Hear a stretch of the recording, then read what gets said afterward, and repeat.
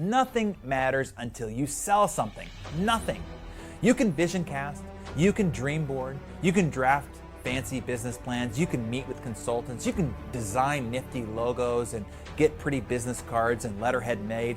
But if there's no sales, there's no business, no cash flow, no resources, no other choices are possible until a sale happens. The key point is to focus on the results, not perfection.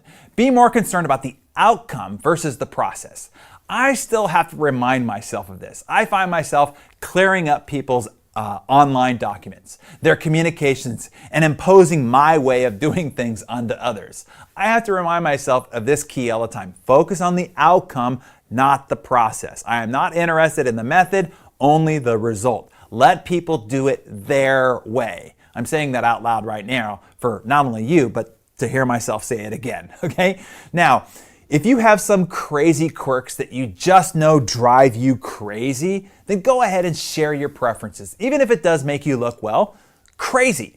Maybe you insist that they only use jumbo paper clips, or label files only using a Sharpie, or only use 4x6 cards, never 3x5, or only write in blue ink, never black, or whatever. By the way, those are some actual obsessions of some very successful people that I know. Next, I think it's number 4, is to make sure that they are properly equipped. Set them up with all the tools, all the resources or support that they're gonna need in advance. If it's heart surgery, don't send them in with a hammer. If it's building a house, a scalpel won't do either. Make sure that they have the right tools to do the job you're asking of them.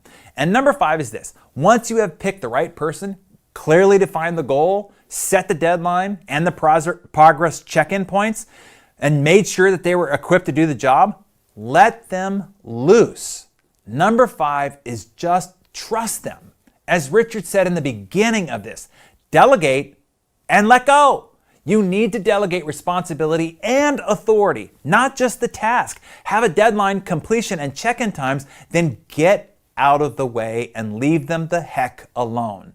The check-in points allow you to trust. As Ronald Reagan was taught, and he liked to repeat to the point of irritation to Mikhail Gorbachev, trust but verify. At the signing of the INFT Treaty on December 8th, 1987, Reagan said it once again, and Gorbachev responded in exasperation, "You repeat that at every meeting," to which Reagan answered, "Yeah, because I like it, and so should you." Okay, so there you have the formula for effective delegation. 1, pause to take time to delegate. 2, pick the right person, someone who plays at the type of work or someone who shares your standards and someone you can trust. Don't delegate to the wolf to guard the sheep. That doesn't turn out well. Number 3, then clearly define the goal of the assignment and the why behind it. Number 4, assign deadlines, check-ins, and any cray-cray idiosyncrasies or preferences that you have. And number 5, make sure they are equipped and let them fly. Now let me answer a couple of questions that I know that you have. How do I know? Because a few of your alumni have asked me these questions. The first one comes in from Garrett Cron. He asked me this. Let me read it to you. For those of us who are not yet making our hourly rate, how do we switch our perspective from it's cheaper for me to do it and it saves me money to do it to it's more expensive for me to do it and it costs me money, even if I'm not yet seeing the hourly rate in my bank account? Planning and trusting that the money will come as we begin delegating. How does one bridge that gap? All right, Garrett, I'll explain and expand on the story that I gave during the live session and reiterate the answer that was given to me when I asked Ken Fisher, a member of the Forbes 400 richest people in America. I asked Ken how he managed to get the proverbial B in his title and net worth, B for billionaire. His answer flabbergasted me at the time. Ever since then, I've been trying to master his advice. And this is the advice that you need to hear again, Garrett, and probably most everybody listening now. So here it is. Here's a $1 billion answer, or I guess in Ken's case, $2 billion answer when I asked him how he became a billionaire. He said, I quit. I just kept quitting all the jobs all the way up to the top. Huh? I responded. I know, not a very thoughtful or very articulate response, but it kind of caught me off guard. He continued by saying, whatever it is that you're doing in your business right now, your goal is to really find a way to quit it. You need to stop doing almost everything that you do in the office. He could see that I was still perplexed, so he explained further. Once the founder has the vision, the key to succeeding on that vision is to delegate, and to delegate as much as fast as possible. Delegation is a form of quitting. The fact is that even if you are the most well-rounded and capable founder or CEO of all time, you are still better off delegating functions off to specialists. This allows you to multiply the size of your endeavor through large numbers of people rather than trying to do everything yourself. So the process of quitting is really trying to give up every part of your job as fast as you can, other than playing the part of visionary leader. Now, we've been talking about that all module long. Hopefully you've gotten that message loud and clear. But it was the next question that I asked Ken that gets to your particular situation, Garrett, and probably many others that are listening now. So pay close attention here. I asked him, so how does one go about this if they're just starting out? So here's what his answer was, and I'm going to read it for you directly. He said, look, when you first start a business, it's likely that you're going to have to do everything: sales, customer service, accounting, all the way down to taking out the trash. Your goal is to get enough sales going so that you can quit taking out the trash and hire someone else to do it. Get more sales going and then quit doing the accounting. Hire a specialist to do it. Get more sales going and quit doing the customer service too. There are people who are probably better at that than you anyway. He said you want to go from everything to nothing except leading. You can only get there by quitting everything as fast as you can. He concluded by saying you want to turn labor into leadership.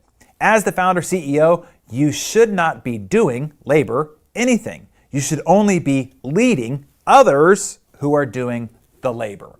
Now, I want to reiterate the source code to that process, and that is sales. As I wrote about in my book, The Entrepreneur Roller Coaster, everything starts with sales. Nothing matters until you sell something. Nothing.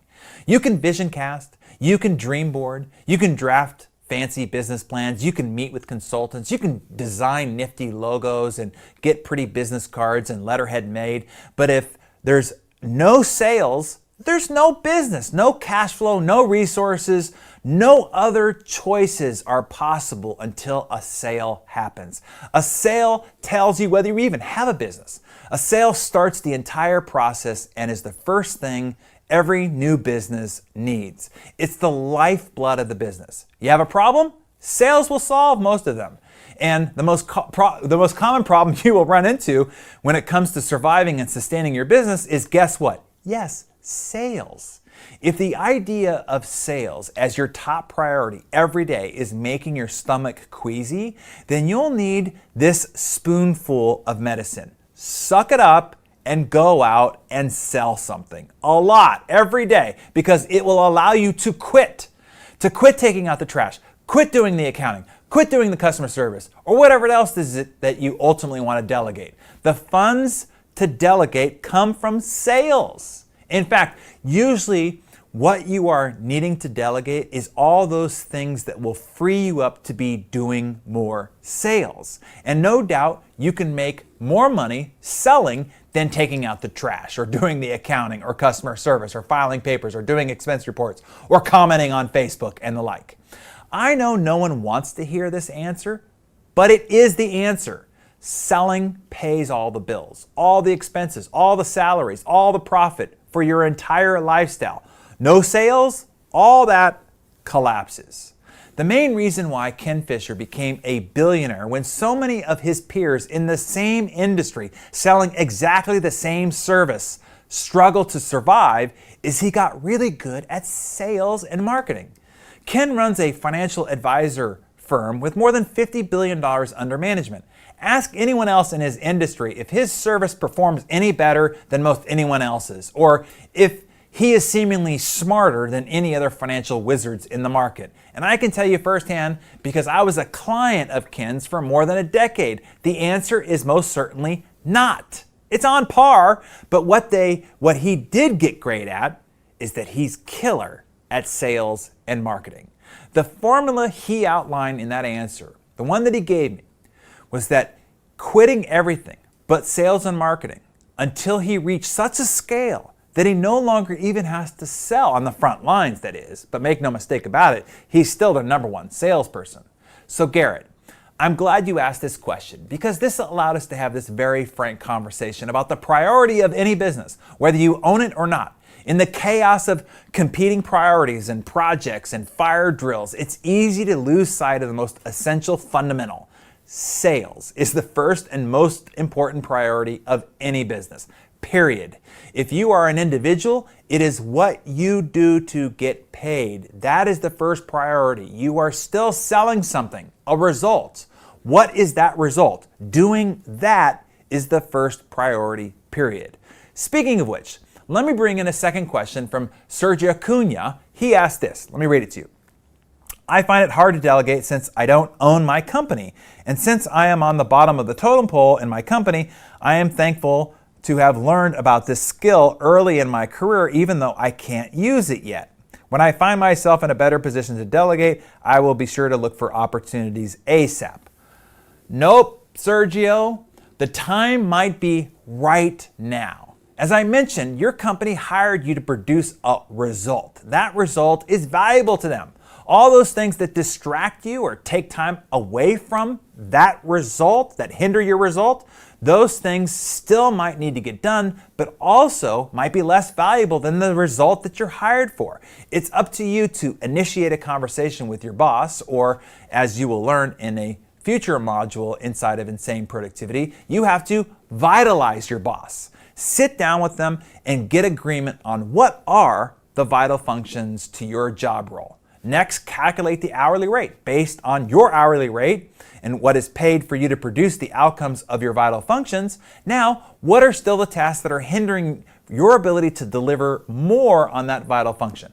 What could you delegate, get assistance, or outsource to help some of those tasks get done? Likely there are front desk receptionists, assistants, or other team members at a lower rate who can help. If not, there is a plethora of outsourced contractors or project by project people that you can help find. So identify a goal that if you get assistance on X number of tasks, that you can produce X more, the delta between that is a net gain for the company. Get an outsourced budget approved and then go produce insane results insanely fast. And now that you have the help, you can do it sanely. Hey, I'm constantly asking my assistant to go help assist her. I have $20 an hour team members who I'm constantly pushing to outsource tasks to Fiverr or freelance.com or Upwork or Thumbtack or whatever. If I can get my $20 an hour person to outsource tedious and repetitive and laborious work to someone overseas for $8 to $10 an hour, I can multiply the value of that $20 an hour person and keep them sane and happy doing high value work where an indoctrination to our culture is essential. You see, this works right up the pay scale. It drives me nuts when I find someone I'm paying $125 an hour do something that I know I could hire somebody else to do for $50 or $75. They cost me money when they don't delegate. With the right education, Sergio, your boss will understand that quickly as well. Okay, that should clear up most fears, apprehensions, and the oh yeah, but what abouts. Here are the last two bits of essential advice for you on delegating. Number one, force yourself to delegate. Look, most people have a natural sense of ownership in their work. They want to do anything and everything they can. They want to be perceived as responsible, so they want to do much of the work themselves as possible. For the most part, this is an admirable trait, but one that will hinder you and your ability to ascend the totem pole in life. You have to force yourself to delegate some work away, even if you don't want to, even if it's a task you actively want to be doing. It still may be better for you to delegate it away. And number two, do it before you're ready. Delegate before you're ready, because here's the deal. You'll never be ready. If you wait till you're overwhelmed and on the verge of burning out, delegating may even end up stressing you out even more, and it may be too little, too late. Instead, you need to be proactive. Identify what you should be focused on versus what is coming at you, and recognize when demands are piling up as early as possible and take the pause now to start delegating before it becomes too late. If you are delegating because you're overwhelmed, it's already too late. So bottom line, go delegate as fast as possible, as much as possible. Since we started with the advice from the master delegator himself, Sir Richard Branson, let's end with the advice from the Knighted One. With his assistant of 31 years, when asked, what's the biggest productivity mistake most people make and what should they do to fix it specifically? She responded with this: people often end up being busy on the wrong things. So they feel that they're being productive, but it isn't getting their business or their career anywhere. Richard was a master at being productive only on the things that pushed Virgin forward. That is the best advice you can get. Become a master at being productive only on the things that push your mission, your business, and your goals forward. So I'll see you back inside the Insane Productivity Training System as we continue to uncover the success vitals that you need to help you create insane results insanely fast, sanely.